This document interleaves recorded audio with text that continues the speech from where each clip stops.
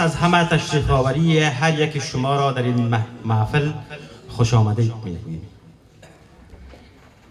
جا دارد پیش از همه محفل را با صدای ملکوتی کلام ربانی توسط محترم قاری حبیب بیاغازیم. محترم قاری صاحب حبیب.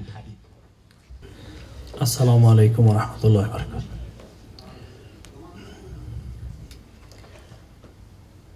اسم کاملم قاری حبیب الله علیزاده است. دوستانی که با اسم آشنایی ندارن میخوایم که اسم کاملم آشنا شوند. اعوذ بالله من الشیطان الرجیم. بسم الله الرحمن الرحیم.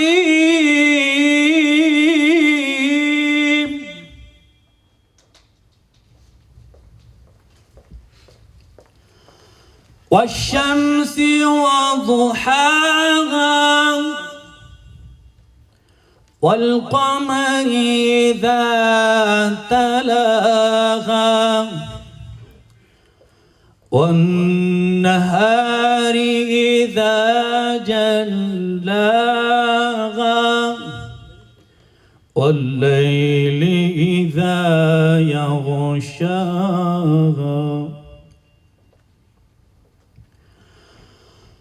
والسماء وما بناها والأرض وما طحاها ونفس وما سواها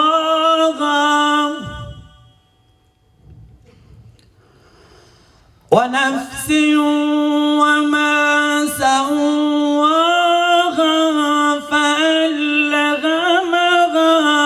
فجورها وتقواها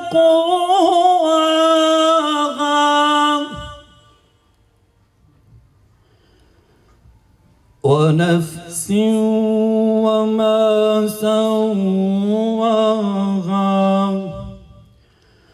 فألهمها فجورها وتقواها. صدق الله العلي العظيم وصدق رسوله النبي الكريم الأمين ونحن على ذلك من الشاهدين والشاكرين والحمد لله رب العالمين. درود و سلام بر روح تمام مبارزان عرصه پیکار راه حقیقت و خصوص آقای طاهر بدخشی که رویشان شاد باشه از این مجلس. تشکر میکنم. تشکر از قاری صاحب حبیب علیزاده. به نام خدایی که مهر آفرید، زمین را طلسم سپهر آفرید. فریختگان و مهمانان ارزشمند، من هم به نوبه خود حضور صمیمی یکایک شما را در این سوگ نشست شهید زنده یاد محمد طاهر بدخشی خیر مقدم میگویم. نمیخواهم با پیشوند و پسوند تشریفاتی و تعریف نام آن بزرگمرد بپردازم، چه در جریان برنامه با کارنامه‌های او بیشتر آشنا خواهیم گردید. قصد دارم این یادکده را با غزل نامیرایی از استاد واصف باختری که در رسای شهید بدخشی سرودند آغاز نمایم. های فقر آلودگان، آن گنج بادآورد کو، آن سپهدار، آن یال گردن فراز، آن مرد کو. سرخ رو نی، سرخ جامه، سبز چون روح بهار، آن که پیش دشمنان رنگش ندیدم زرد کو. با زبان بی زبانی داستان پرداز بود، آن نگاهان نجیب، آن چشم غم پرورد کو. ای کدامین دست ناپیدا ز پا افکندیش، کو چنان درد آشنایی دیگر ای بی درد کو. آن که شبهای سترون را به خاکستر نشاند، آن که پیغام بلوغ عشق می آورد کو. دفتر سرخ شهادت را دلارا شاه بیت، دفتر سرخ شهادت را دلارا شاه بیت، آن به سوز سینه در دیوان هستی فرد کو.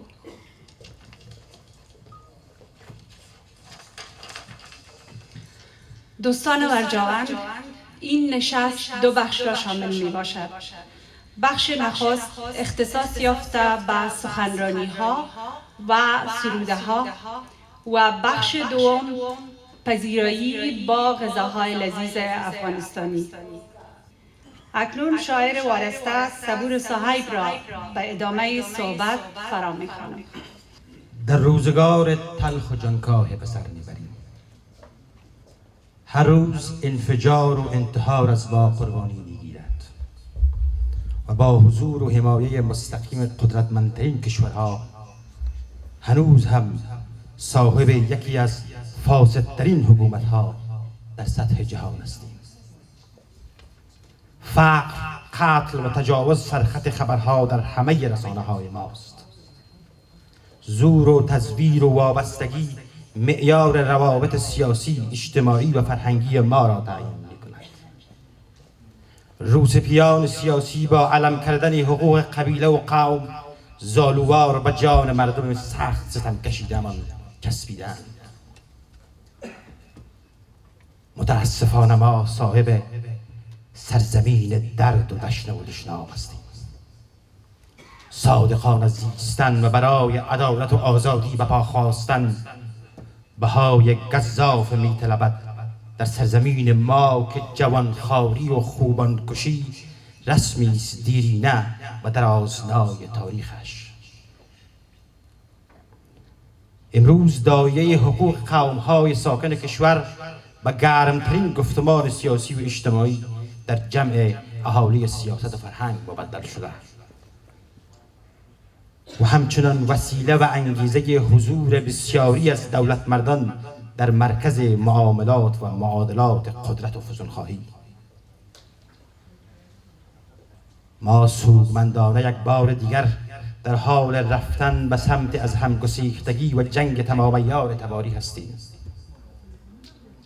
نسل جوان شیفته ابراز هویت خود است و با احساسات و هیجان در پی اعمار دنیای تخیلی برای خویشتن، آن هم مبتنی بر داده‌های تاریخی که نمایانگر تشخص تبار و قوم و ایلند.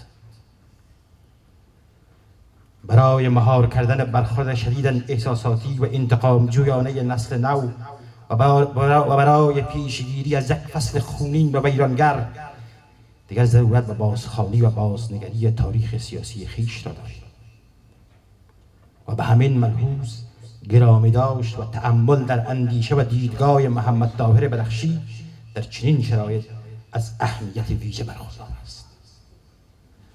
بدخشی یکی از سیاستمداران استثنایی است که در داغ‌ترین برهه‌ای از تاریخ سرزمین ما برخلاف بیشتری از سیاستورزان هم عصرش که غرق میزان کردن مشکلات و معضلات اجتماعی، سیاسی و فرهنگی در ترازوی ایدئولوژی‌های چپ راست افراطی بودند، با شکیبایی تمام بر ریشه‌یابی معضلات اجتماعی و بافت فرهنگی و اقتصادی جامعه و پیچیدگی‌های آن پرداخت.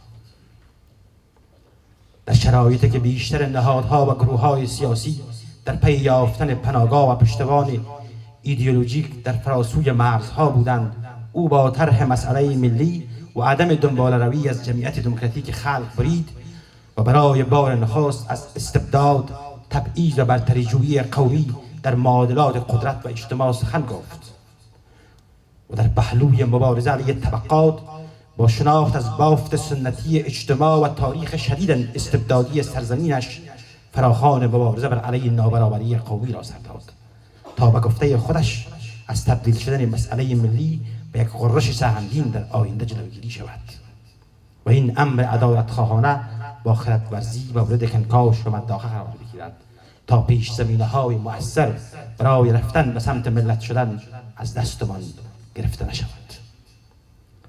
و به گفته شاعر و نویسنده بزرگ واصف باختری، او هم نهی کننده بود و هم نفی کننده، هم جویبار رو به دریا بود و هم دریای رو به جویبارها و در کار آمیختن هستی‌های کوچک و گذرا برای آفریدن هستی بزرگ و دیرمان. هوشیدر موعود در زادبوم زردشت و بیگمان بشارت خروج را آخرین بخشور.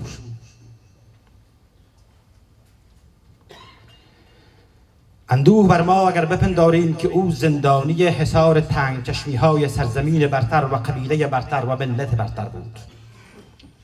اندوه بر ما اگر بپنداریم که او در ویرانه های تاریخ تنها در جستجوی شکوه گمشده قبیله خیش بود.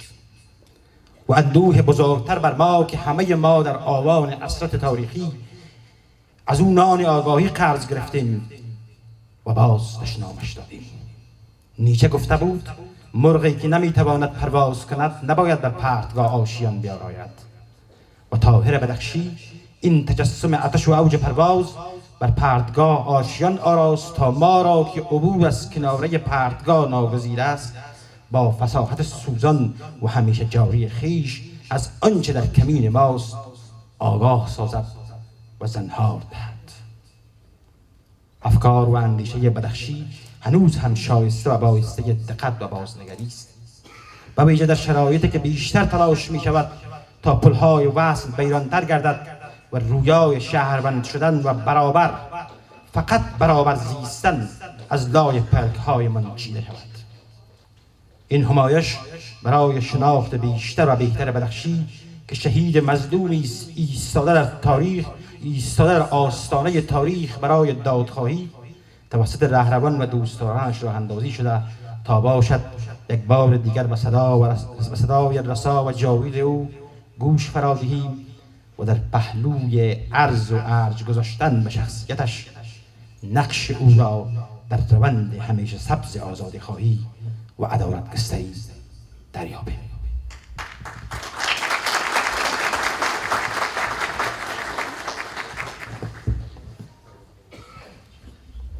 حال به خاطر بیشتر معرفی شدن این شخصیت زندگی نامه او را توسط آرش برلاس میشنویم. آرش برلاس. درود حضار گرامی. فشرده زندگی نامه شهید محمد طاهر بدخشی. محمد طاهر بدخشی فرزند وکیل محمد ذاکر خان در 8 اقرب 1312 خورشیدی در گذر میرشکاران شهر فیض‌آباد چشم به جهان گشود. چنان که در یادداشت‌های قلمی‌اش نوشته است، جد بزرگش به نام مغل بیگی مقیم ارگوی بدخشان و جد مادریش لطف الله خان شیوچی است که اجداد وی از شیوه به فیض‌آباد نقل مکان کرده بودند. بدین ترتیب پدرش ازبک تبار و مادرش تاجیک است.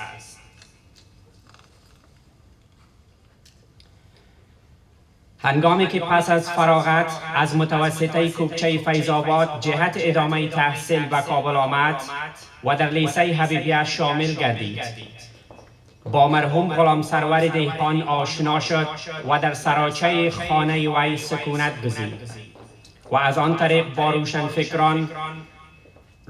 روشنفکران بنام و شخصیت‌های سیاسی و فرهنگی چون مرحوم صلاح الدین خان سلجوقی، مولانا خال محمد خسته، استاد محمد رحیم الهام، صوفی اشقری، استاد محمد نسیم نکهت سعیدی در کابل شناخت حاصل نمود و از مجالس ادبی و سیاسی آنها کسب فیض نمود.